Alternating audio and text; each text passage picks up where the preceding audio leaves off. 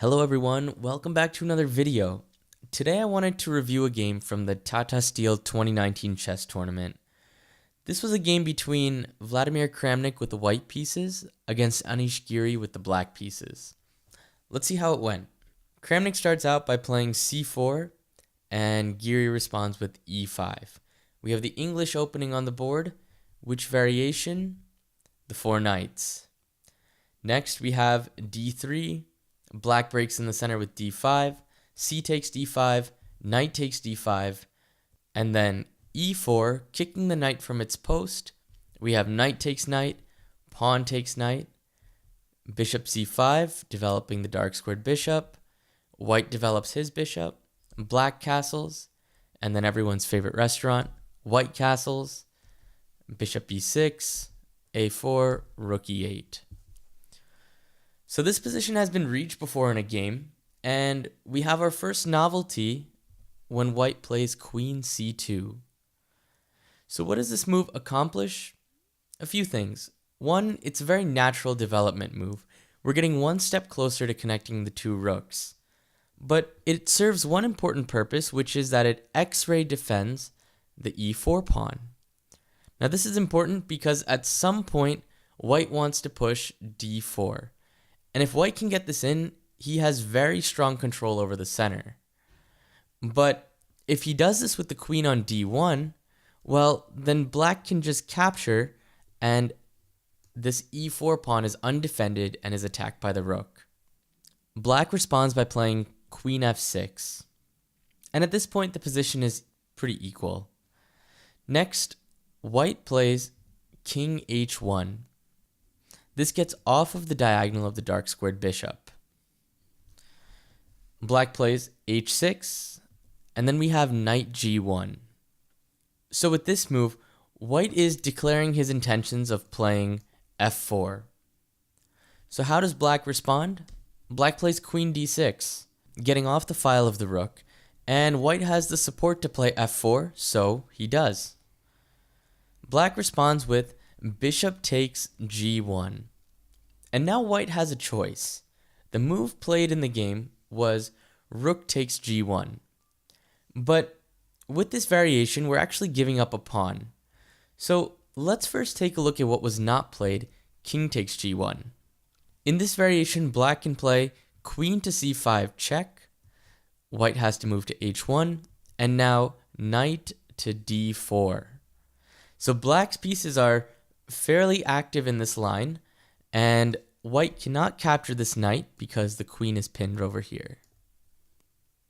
This position is slightly better for black, but instead Kramnik goes for the other line, gambiting a pawn, playing rook takes g1. So black captures this pawn, and we have d4. So in this position, black is up a pawn.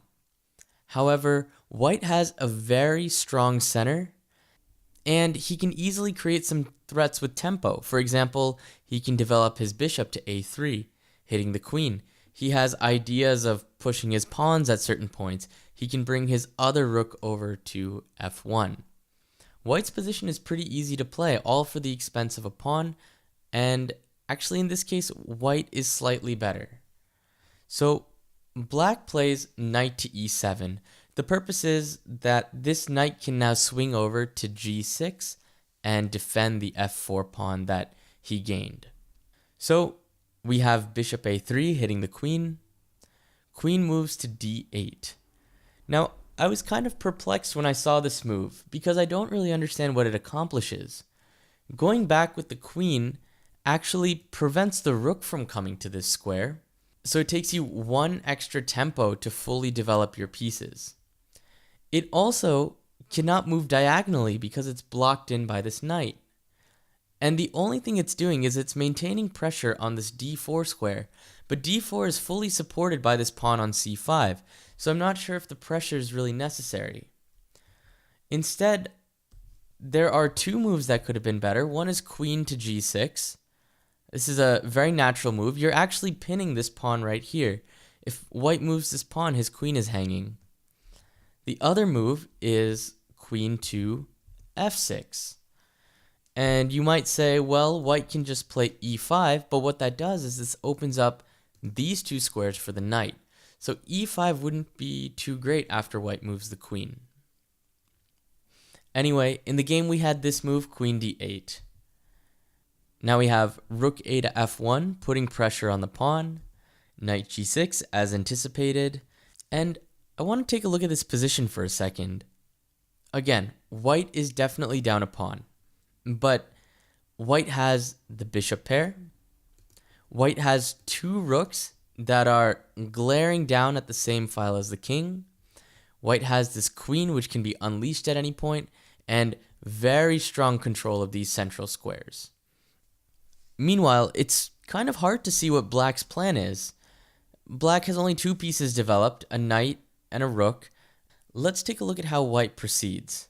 White in the game plays e5, but this seems to be a little bit slow.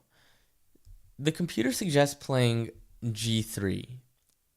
Now, we were talking about before how white has all of their pieces developed, black's pieces are on the back rank. Why not crack this position open right away and have those rooks that are staring at the king become absolute menaces in this position? So that's what g3 is doing, and the king is actually pretty safe. Black can't really get his pieces to attack the white king. So the continuation could go bishop h3, rook f2, bishop e6, bishop d3, and this looks kind of scary for black. I mean, all of the pieces are just pointing towards black's king. But going back to the game, we had e5, b6, preparing to fianchetto the bishop. White plays bishop f3, attacking the rook. We have bishop a6. And at this point, here's a question for you guys.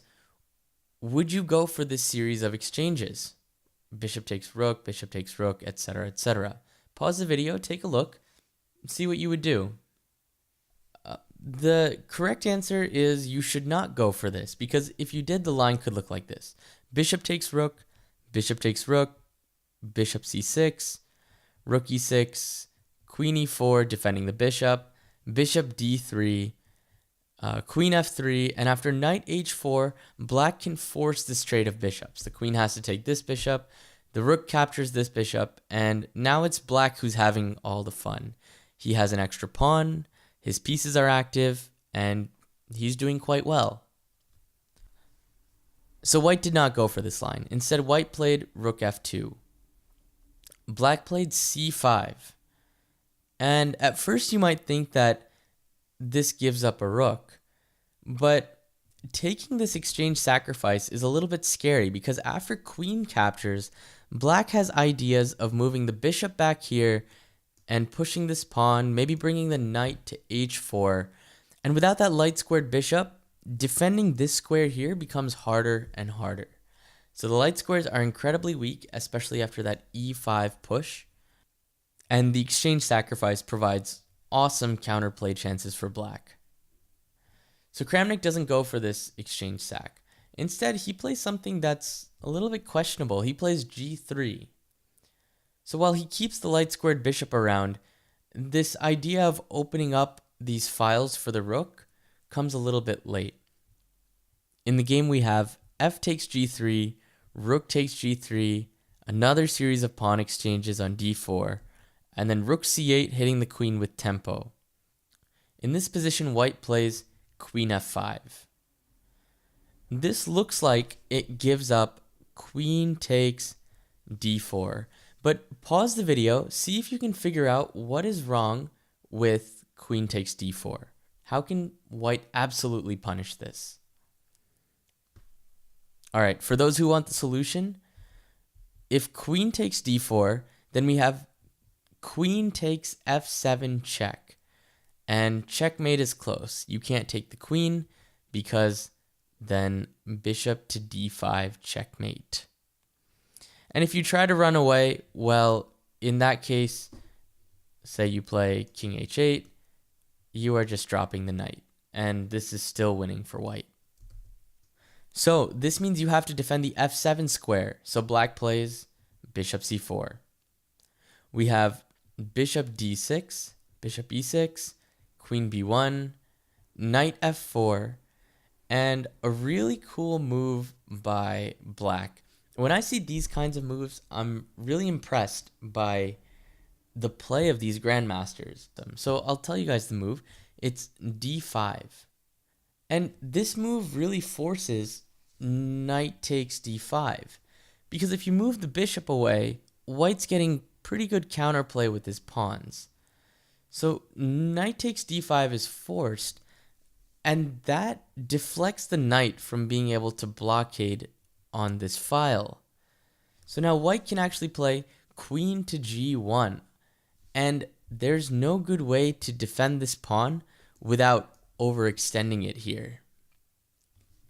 So in the game we have king h8, and then black plays a peculiar move, rook d2. And I'm not sure what the purpose of this is. Black simply moves the knight away, the knight gets threatened again, and suddenly this file is completely blockaded by the knight. I'm really not sure why Kramnik opted for this line. Even though the queen is in the line of a discovery, there's no good discovery that you can make in this position. So at this point, white is down 2 pawns. The attack has kind of fizzled out, and this is an endgame that a grandmaster like Anish Giri can convert in his sleep. So the game proceeds: a bishop e4, rook c4, exchanging rooks, simplifying the position further. We have queen d4, bishop e6, bishop c6. Yes, these bishops feel like they're controlling a lot of squares, but a very cool move by Anish Giri, counterattacking with knight e7. Now if we have bishop takes e8, black plays knight to f5, forking the queen and the rook and simplifying the position further. So instead, we have bishop back to e4, knight f5, another series of exchanges, bishop takes e5, bishop takes f5, king g1, bishop e6, h4, queen d7, queen e4, rook c8, h5, rook c1 check, king h2, and after queen d8, white throws in the towel. Why did he do this? Well, like I said before, he's down 2 pawns. There's no more attack. A lot of pieces have been taken off the board, and it's a pretty easy endgame to convert. So I hope you enjoyed my analysis of this game. If you have any questions or requests, feel free to leave them in the comments, and I'll see you guys in another video.